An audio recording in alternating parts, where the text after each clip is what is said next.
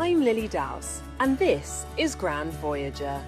In this series, I travel the world to discover incredible places filled with culture, luxury, and adventure. Along the way, I meet the people, taste the flavours, and experience the moments that make each destination unforgettable. Today, I'm travelling to East Africa, to a city unlike anywhere else. It's a place where wild animals and lush nature can be found just a short distance from the centre. Jambo, and welcome to Nairobi. In this episode, I'll be exploring its rich Maasai culture, the incredible Kenya landscapes, and of course, getting up close with some wildlife. I'm starting my journey at Nairobi National Park, one of Kenya's most unique wildlife destinations. Today, I'm exploring it with a safari guide to find out what makes this place so special. In Nairobi National Park, we've got rhinos, giraffes, lions, zebras, buffaloes, leopards and elephants. That's a lot of animals, yes. And they're all out there roaming around. They can do anything they like. This is their natural home. The park covers more than 100 square kilometres, giving animals space to graze and move around freely. There's lots of giraffes here. What are some key facts that I should know about giraffes? Well, giraffes are the tallest animals.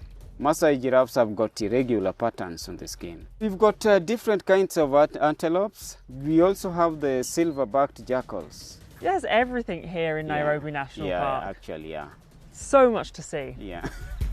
After getting a glimpse of the park, we take to our safari truck and head into the open landscape. Early mornings and late afternoons are the best times to drive. It's when animals are most active and the easiest to spot. The further we drive, the more wildlife we see. There's so many to spot, from grazing herds to some of Africa's most iconic animals. As you drive through the national park, you truly get to appreciate the scale of these amazing animals, and seeing them in the wild is something extraordinary.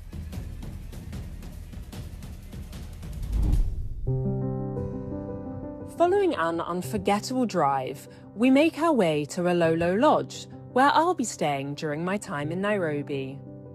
I'm meeting one of the owners to learn more about its story.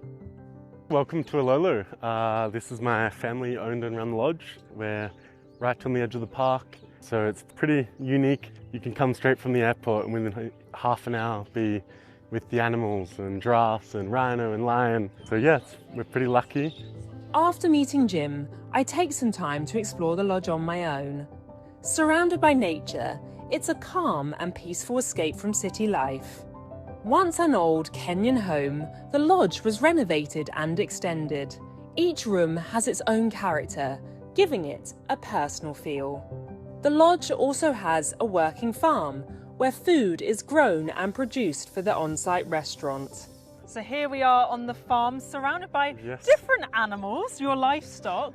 Let's start with the chickens. How many chickens are there? We've got a few thousand chicken, actually. So both for eggs and for meat. And then, of course, you have the dairy cows. The dairy cows for our milk, our yogurt, our butter. We have all of the vegetables and fruits, our mushroom house. So we try and grow as much as we can.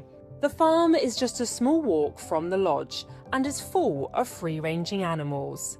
Now that I've seen where some of the restaurant's ingredients come from, it's time to taste them. Here you go, from our paddock to your plate. Enjoy. Thank you, this looks delicious. The food here really does taste as good as it looks, and I'm excited to find out what else Kenya has to offer. The next morning, I'm heading to Nairobi Animal Orphanage, a rescue centre inside Nairobi National Park. I'm meeting one of the senior wardens to find out more. The main aim of starting the orphanage was to take care of the animals that are sick, the injured, and the orphaned that are found in the wild. Here we create an avenue for animals to thrive. It is like a rescue centre. The orphanage is made up of several enclosures, each housing different species with different needs. Lions in captivity tend to have a longer lifespan because, one, they are taken care of, they are fed. We are able to see when they are sick, so we treat them. Some animals may eventually be released or moved to conservation areas, while others remain because they cannot safely return to the wild. We also host primates in the orphanage because they are also vulnerable. What are the main distinctive differences between leopards and cheetahs? The pattern of the spot is quite different, and then the body size. The leopards tend to grow bigger than the cheetahs. For many of the animals here, the journey to the orphanage began with injury or abandonment. So you were injured by a lion, well, you're in the best place now. Here we give them a chance to life. The giraffe was brought aged around 2 weeks. So this one was collected, abandoned. It was left by the mother. Giraffes are my favourite animals, so getting the chance to feed this young calf is a special moment. She's a hungry one. You have to be firm. You have to be firm so that it doesn't drop. Every animal here has its own story, and I've had an incredible time getting up close to them. Nearby, the Nairobi Safari Walk offers visitors another way to experience Kenya's natural world. Here, a raised walkway leads visitors through a large, more natural setting. So here is a white rhino. It is a white rhino, not because of the color, but the distinctive feature is the shape of the mouth. The mouth is flat, so they are good for grazing. Each species is adapted to survive in its own unique way. My visit here has been a reminder of how precious Kenya's wildlife is. Kenya is known around the world for its coffee. At this family-run coffee estate, that tradition has been passed down for generations. I'm meeting Jeffrey Karithi to learn what goes into the perfect cup. Welcome to our coffee nursery. Now, in coffee, if you do not have a place where you can study and watch your seedlings grow, then don't say you're a coffee farmer, okay? So this is where everything starts. The farm grows 2 varieties of coffee that survive well in Kenya's climate. And how long do these amazing plants take to become actual coffee trees? This will now take 3 months. The seedlings eventually move to the fields, where it takes 5 years for them to produce quality cherries for harvest. In Kenya, we have 2 harvest periods. We have April to June, and then we have October to mid-December. It takes 6 months for a cherry to fully develop. This family farm has close to 150 trees, and each one is monitored to keep it healthy.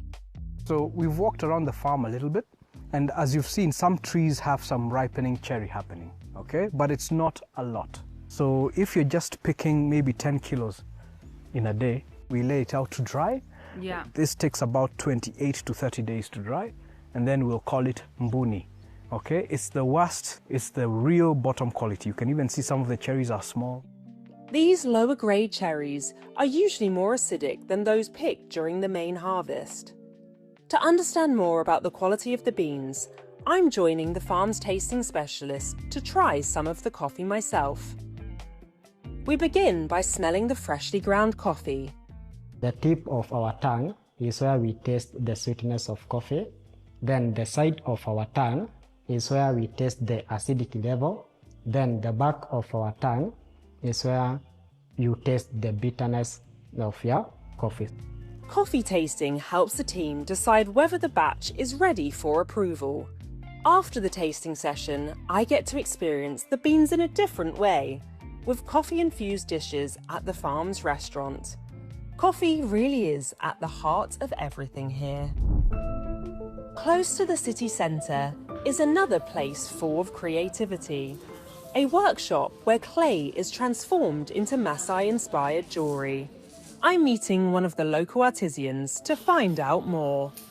Kazuri is the name of the company, and it's a Swahili word meaning small and beautiful. The clay comes from Mount Kenya. We don't use machines, and all the beads, all the shapes are made by hands. The workshop provides skilled work for local women, turning each piece into something beautiful and meaningful. The bead making process starts with the moulding of the beads.